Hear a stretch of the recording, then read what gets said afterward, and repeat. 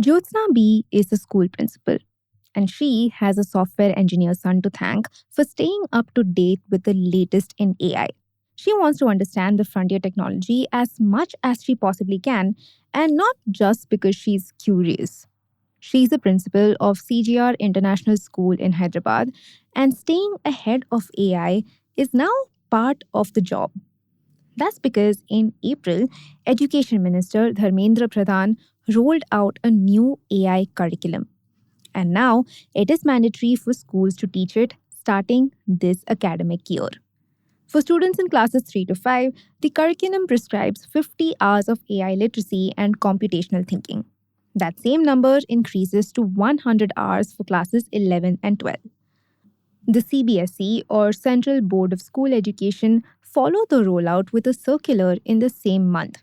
It gave its 28,000 affiliated schools, most of them private, with over 20 million students, just 90 days to make this elective subject a part of their compulsory lessons.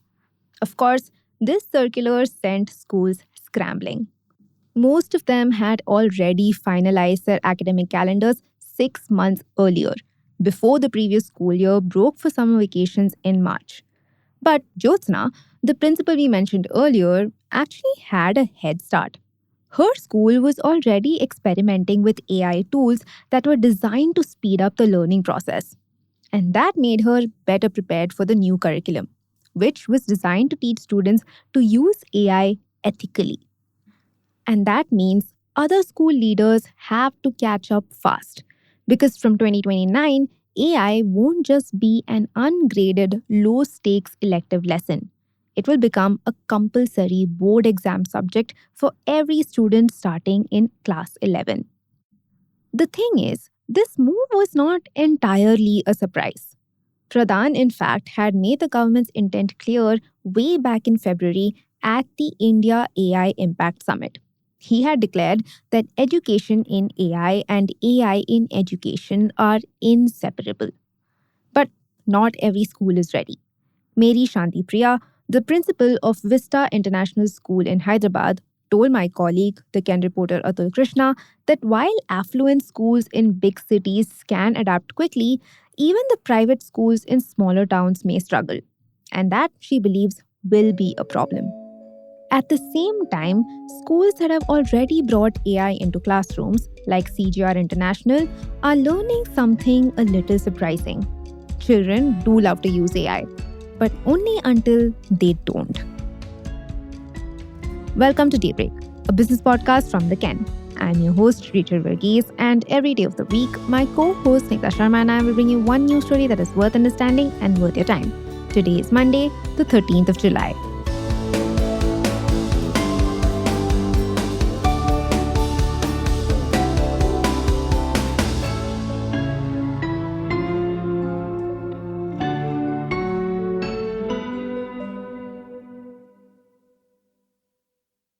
On paper, the mandate is kind of modest. The new curriculum asks schools to introduce basic AI tools like image classifiers and chatbots, and even let the schools pick whichever platforms they prefer without being tied to specific software or technology. In practice, that means that there is no standard system and the schools are kind of left on their own. And turns out, before this curriculum came along, some schools were putting together their own syllabus as early as last year. Take Delhi's ITL Public School, for example. It piloted an AI curriculum last year, and now the school uses 14 different tools to teach its 2,000 plus students. Quizlet AI turns notes into flashcards, Gemini builds slides, QuickDraw teaches students how AI recognizes drawings, and Perplexity shows them how search works. Vani Srivastava, a teacher at the school, told Atul that students are asked to generate quizzes using AI. She explained that the quizzes are not just any random set of questions. The students must give the AI a subject and the areas to be covered, and then the students are asked to exchange those questions and discuss them. There are some other schools, though, who have taken a more frugal approach. Vista International, for instance, with over 1,300 students, relies almost entirely on Google's Gemini. In some ways, though, the government has also been doing its part. In August 2025, it announced 500,000 free ChatGPT licenses for students, teachers, and researchers under a 6-month tie up with OpenAI. Some schools, though, like the Arise Group, struck their own OpenAI deals as well. What has also happened is that this freedom to choose whichever software has opened up the door for private players.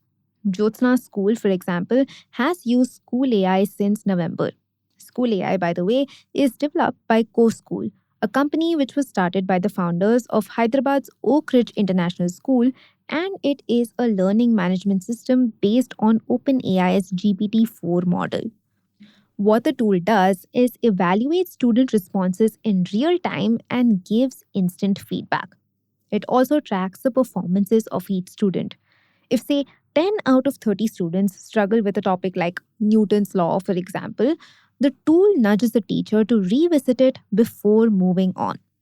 Naga Tumala, CoSchool's co founder, said that with contextual feedback that comes when the student is still learning, that is much better than feedback that comes 2 or 3 days after the lesson is done.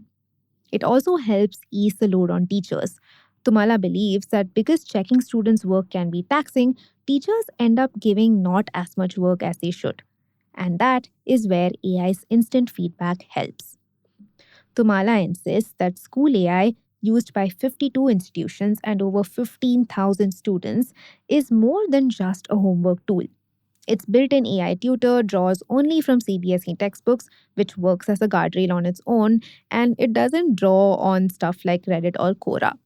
It also flags exactly which lessons each student is weak in, which lets parents, teachers, and school managers know exactly where to focus. The AI also suggests personalized quizzes and videos to students which explain concepts to them and improve their understanding.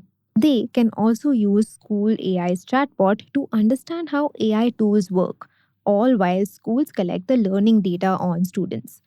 It's also quite an affordable deal for private schools. Schools pay a one-time 1 lakh rupees onboarding fee, and personalized tutoring costs students about 4,000 rupees a year. And yet, School AI somehow hasn't really found the audience it had hoped for. Stay tuned.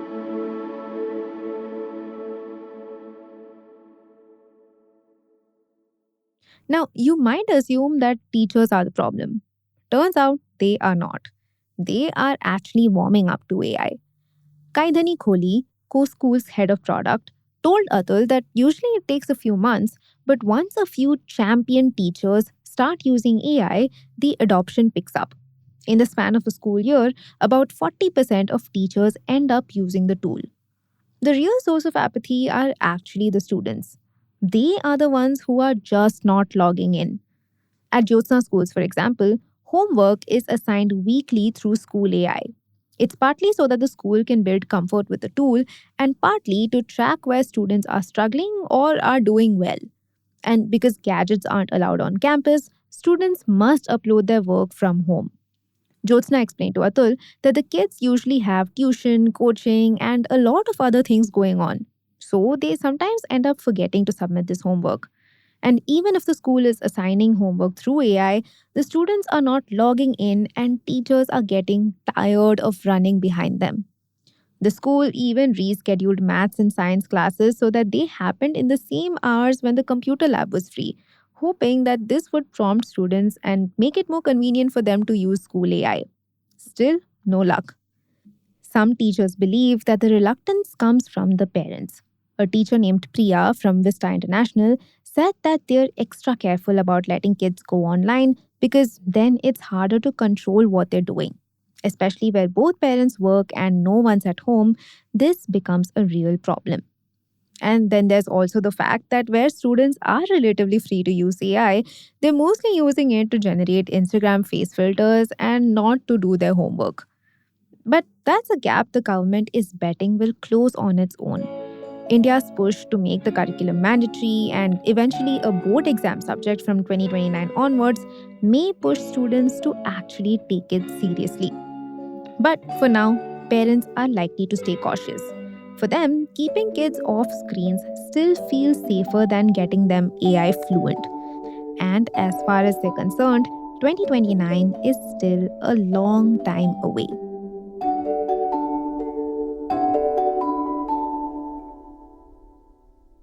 Daybreak is produced from the newsroom of The Ken, India's first subscriber-focused business news platform.